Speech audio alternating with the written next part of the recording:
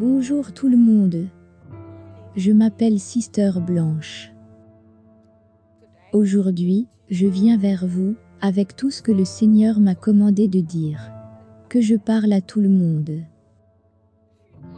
Il y a quelques mois de cela, le Seigneur m'a permis de voir le jour du jugement.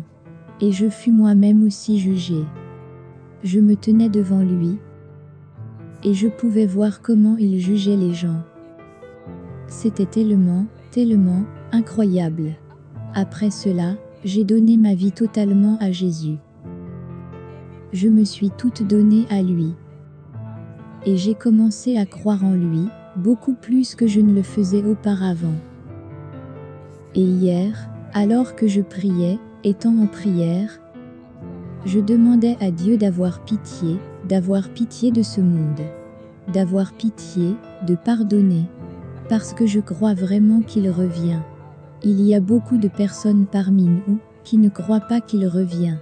Mais laissez-moi vous dire, le Seigneur revient. Il revient. Il m'a permis de voir cela.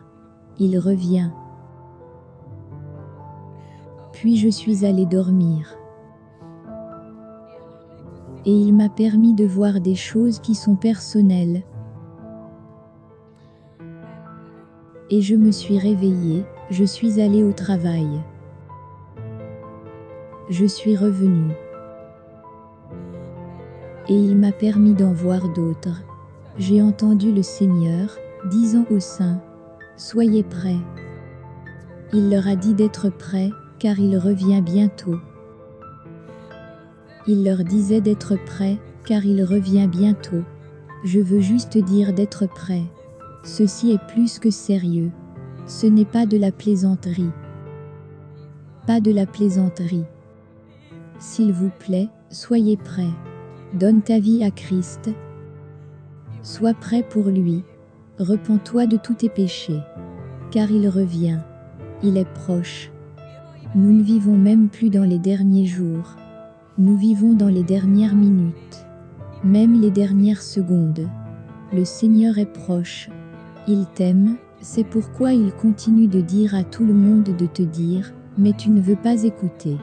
C'est le dernier avertissement, il t'aime tellement. Il se soucie de toi, c'est pourquoi il continue de te dire cela. Je suis jeune, comme la plupart d'entre nous. Mais je suis ici pour te dire cela. Parce que j'ai choisi de l'aimer, de le suivre. Je ne veux pas terminer en enfer. L'enfer n'est pas un endroit pour les gens, comme vous et moi. L'enfer est une place pour le diable. Mais nous choisissons d'y aller, à cause de la vie que nous menons ici. Parce que tout ce que nous faisons ici, nous en vivrons aussi bien le châtiment. Je veux juste que tu écoutes cela. Que tu pries. Ma prière est que le Seigneur qui m'a révélé cela, puisse aussi bien te le révéler. Il le fera aussi bien pour toi. J'utilise mon téléphone pour enregistrer, parce que je ne pouvais plus garder cela pour moi seul. Je ne peux plus le garder. Je ne veux pas que tant d'âmes finissent en enfer. S'il vous plaît, partagez cela. Parce que les gens ont besoin d'écouter cela. Seigneur, je te remercie. Je te remercie. Que ton nom soit glorifié. Que ton nom soit glorifié. Père. Que ton nom soit glorifié. Car tu es saint. Merci. Tu sais ce que je pensais, que Dieu est. Je pensais que Dieu était comme quelque chose que le gouvernement a conçu. Pour que les gens aient peur d'enfreindre la loi. Même si, bien sûr, tu peux t'en sortir avec le crime parfait. Mais tu ne t'en sortiras jamais, parce que nous savons tous que Dieu voit et sait tout. Et donc je pensais que c'était un concept pour contrôler l'esprit des masses. Un concept de profit. Et aussi avec les scientifiques, avec les nouvelles recherches scientifiques qui arrivaient. Le processus de l'évolution et toutes ces choses. J'ai commencé à faire des recherches dessus. Et quand tu commences à rechercher et à écouter toutes ces personnes qui croient que Dieu n'existe pas, et que c'est tout ce que tu entends, ta tête commence à se remplir de toutes ces croyances. Et en gros, c'était à ce point que j'étais. Et un jour, je commence juste à penser Dieu, si tu es réel, pourquoi ne te montrerais-tu pas à moi, si tu es réel? Et j'ai dit Dieu, tu sais quoi? Tu sais pourquoi je ne crois pas que tu sois réel, je vais te dire pourquoi. Parce que je vois des gens qui sont méchants, qui ne se soucient de personne. Et ils ont des milliards de dollars, de l'argent qu'ils ne pouvaient jamais toucher, ne pourront jamais tout dépenser.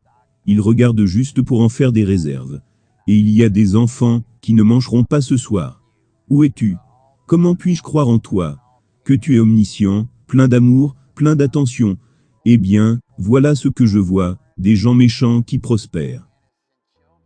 Et je vois des jeunes enfants innocents qui vont au lit, affamés. Certains mourront de faim. Et je me demande où tu es. Tu sais, si tu es réel, s'il te plaît, montre-toi à moi.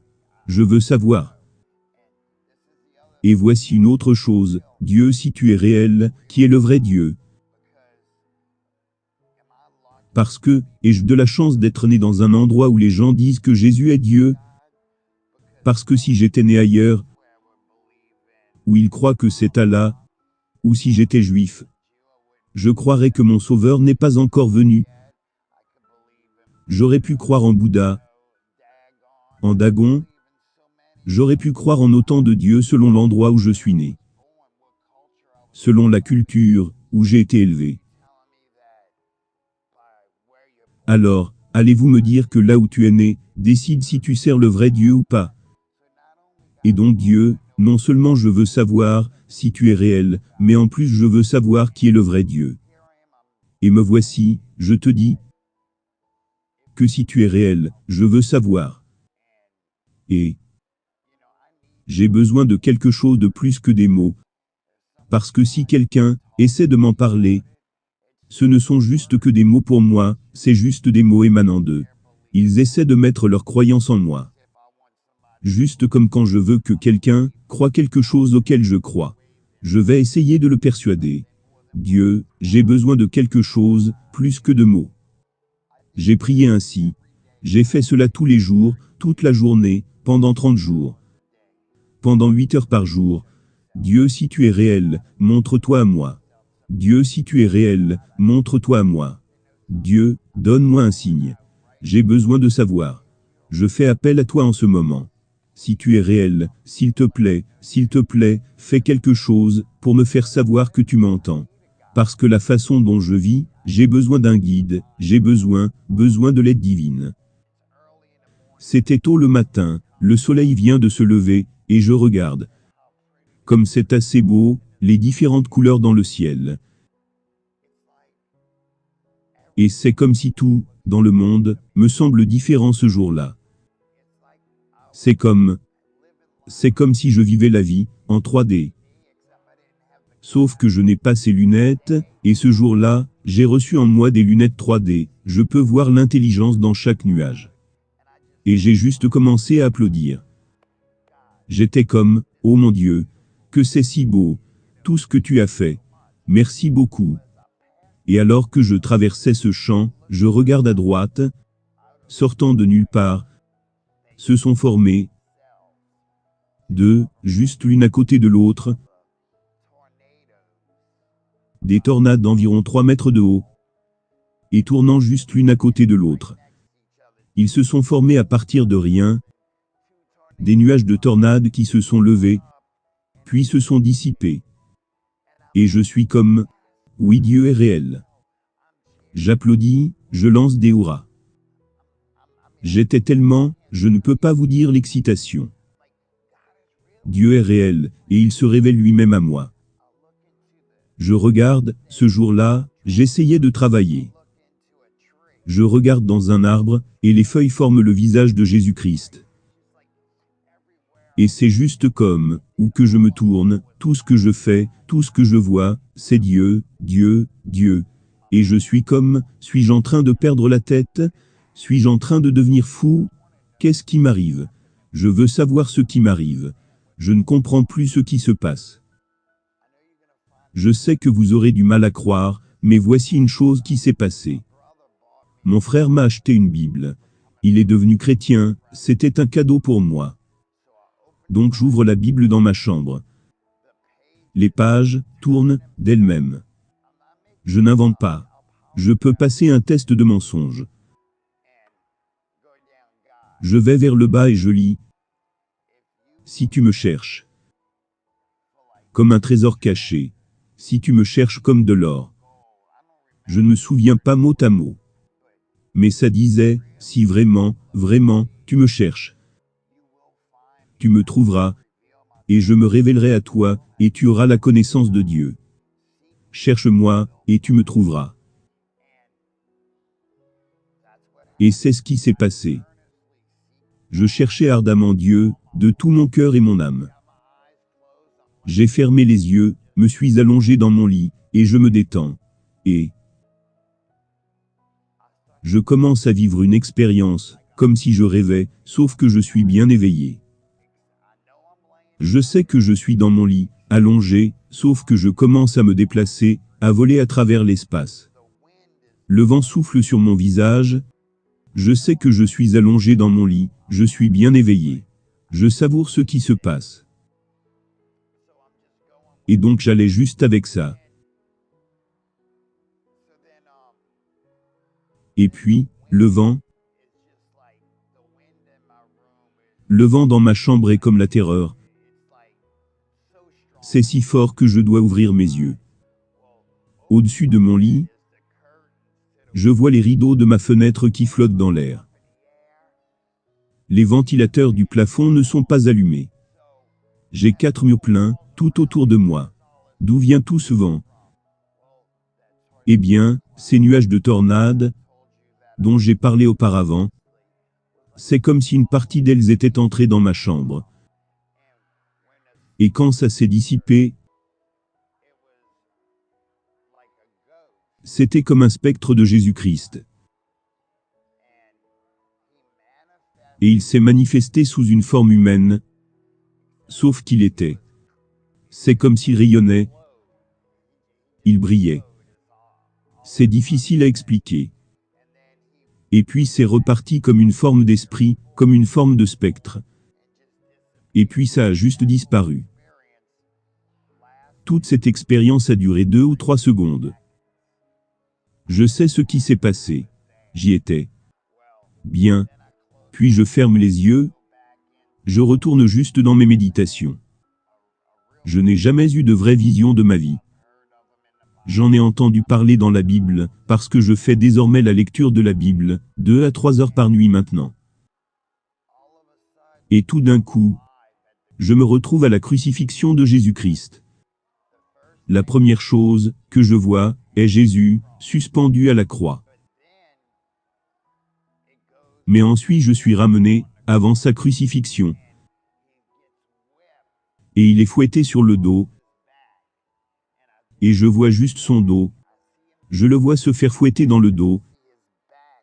Et je vois son dos se déchirer. Et la vision s'arrête. Et, ce que cela m'a dit, parce que je n'ai entendu aucune voix. Non, rien n'a été parlé pour que j'entende. Mais j'ai pris cela, parce que j'ai appelé Dieu, pour savoir qui est le vrai Dieu, je voulais savoir. La seule personne qui soit venue à moi, c'est Jésus-Christ, personne d'autre. Je m'appelle Nancy Chandy. Ce que je veux partager aujourd'hui est mon expérience. En gros, mon témoignage. Comment Jésus s'est révélé à moi, m'a emmené à visiter le paradis et aussi l'enfer. J'étais en face de ce portail énorme. Ce portail brillait avec beaucoup d'éclat et de lumière. Et ce portail était décoré d'ornements et de pierres précieuses. Il y avait tellement de lumière et de gloire qui émanaient de ce portail que j'avais du mal à le regarder. Et ce portail s'est ouvert, et un ange est venu. Et l'ange dit, « Entre ». C'est tout à fait ce qu'on lit dans la Bible. Les rues sont pavées d'or, Et il y a beaucoup de radiance, beaucoup de lumière. Et il y a tellement de joie. Et une chose que j'ai vraiment ressentie au paradis, c'est la paix. La paix et l'amour. C'est juste, comme si tous vos soucis et toutes vos inquiétudes disparaissent. Vous oubliez tout ce qui est sur la terre. Après un certain moment, j'ai su qu'il y avait quelqu'un qui venait. Comme une force. Il y avait une force qui venait vers moi, mais en même temps ce sentiment d'amour par-dessus tout entendement, venait vers moi. Je me retourne, et la prochaine chose est que, boum, je me retrouve prosterné au sol. C'était Jésus. Et Jésus me dit, viens. J'ai des choses à te montrer. Et juste après ça, je me suis retrouvé dans un jardin magnifique. Un magnifique jardin. Un jardin rempli de fleurs, de toutes sortes de formes, de dimensions et de couleurs, que je n'ai jamais vues sur la terre. Il y avait toutes sortes de mélanges de couleurs, cela allait de fleurs toutes minuscules, à des fleurs énormes, des fleurs moyennes. Toutes sortes. Et la beauté de ce jardin est que de ces fleurs, émanaient des chants des louanges au roi. Des fleurs, émanaient des chants des louanges. Le parfum, l'odeur, c'était juste tellement magnifique, que vous pouvez y rester, et juste adorer Dieu. La prochaine chose, je me suis retrouvé debout au milieu d'une rivière. Une rivière avec des cristaux transparents, que tu pouvais voir jusqu'au fond. Et je me tenais debout au milieu de la rivière sans m'y enfoncer. Je ne m'enfonçais pas, et je me sentais tellement en paix. Et les cristaux de l'eau étaient tellement purs. Vous savez, une chose, quand on est au paradis, c'est que Jésus n'avait pas besoin de m'expliquer, en disant voici ceci, voici cela. La connaissance était dans mon cœur. C'était comme s'il me parlait dans mon esprit. Vous comprenez? Et je me suis retourné, et j'ai vu ce trône énorme. Il n'y avait pas de fin, ni de commencement à ce trône. Et ce trône était fait de pierres précieuses. Je veux dire, c'était difficile pour moi, même de le regarder. Mais c'était énorme, si je peux dire. À partir du centre du trône, une rivière coulait, du centre du trône, et coulait tout à travers tout le paradis. À travers et tout autour du paradis. À partir de cette rivière, le prochain endroit où j'ai été. Jésus m'a dit, regarde. Ce que j'ai vu, c'était des rangées, et des rangées, et des rangées, c'était comme s'il y avait des travaux en cours. Des rangées sur rangées de résidences. Et sur le linteau de chaque porte, il y avait une plaque, et sur cette plaque, ce qui m'a été permis de voir, un affichage spécial. Sur chaque plaque il y avait un nom, le nom n'était pas en anglais, mais c'était un nom. Et je savais que c'était le nom d'une personne. Et chaque fois que quelqu'un donne sa vie au Seigneur, il y a une célébration, il y a de la jubilation, et immédiatement il y a une résidence qui est construite pour chaque enfant de Dieu, dont le nom est écrit dans le livre de l'agneau. Et après avoir vu tout ça, j'ai dit, Jésus, je ne veux pas partir. Je veux rester avec toi, je veux vivre avec toi pour toujours. Je veux rester ici. Et il m'a répondu, il y a encore un endroit que je dois te montrer. Et le prochain endroit, où le Seigneur m'a conduit était sombre. C'était vraiment sombre. J'étais debout, comme sur le rebord d'une falaise, et il m'a dit, regarde vers le bas. Et avant même que je puisse regarder vers le bas, je pouvais entendre des cris de souffrance, des cris d'angoisse, des cris de « à l'aide »,« au secours »,« à l'aide ». Et c'était l'obscurité totale. Mais je savais que Jésus m'avait permis, à ce moment-là, de voir ce qui se passe en bas là-bas. Et ce que j'ai vu était horrifique. C'était horrible. J'ai vu des corps d'hommes et de femmes. Il y avait des corps nus d'hommes et de femmes qui défilaient, qui criaient, qui hurlaient au secours. J'ai vu ces démons effrayants. ces figures démoniaques, laides et terrifiantes, qui leur rappelaient toutes leurs erreurs, constamment le leur rappelaient. Et la chose suivante que j'ai vue, c'était les griffes. Ces créatures ont des griffes. Et elles déchiraient le dos de ces hommes et de ces femmes. Et ils criaient. Ces hommes et femmes se faisaient griffer, déchiqueter et ils hurlaient. Et la vraie agonie est qu'on ne meurt pas là-bas. Je ne pouvais même pas dire un mot. C'était si traumatisant. C'est comme si je pouvais sentir la compassion que Jésus avait. J'ai regardé le visage de Jésus, et j'ai vu de la compassion dans ses yeux. Mais il ne pouvait rien faire pour eux. Parce que ces gens avaient choisi leur destinée. L'odeur était comme, si vous avez déjà senti le soufre, multiplié par 1 million ou 1 milliard. L'odeur, la puanteur était horrible. Cette odeur était horrible, et les ténèbres étaient comme des ténèbres terrifiantes. Et Jésus dit, « Regarde », et j'ai regardé, et j'ai vu le visage de ces gens. Leur visage apparaissait devant moi. Je regardais leur visage et je dis, « Mais Jésus, ces gens-là sont vivants. » Il y avait des visages que je reconnaissais. Et certains d'entre eux, je les connaissais comme étant des pasteurs. Et je dis, mais ils sont vivants. Et Jésus me répond, c'est pour ça que je te renvoie, pour annoncer la vérité, pour leur dire la vérité. Parce que mon Église est en train de périr. Mon corps sur terre est en train de périr. Et dès qu'il m'a dit ça, je suis revenu. Il y a un paradis, il y a un enfer, il n'y a pas de place intermédiaire. Tu iras soit au paradis, soit en enfer. Et c'est le moment, vous savez, d'examiner notre cœur. Juste examinons notre cœur. Où va-t-on aller? Où sera notre destinée? Mais le Dieu Tout-Puissant voit toutes choses. Le Saint-Esprit voit toutes choses.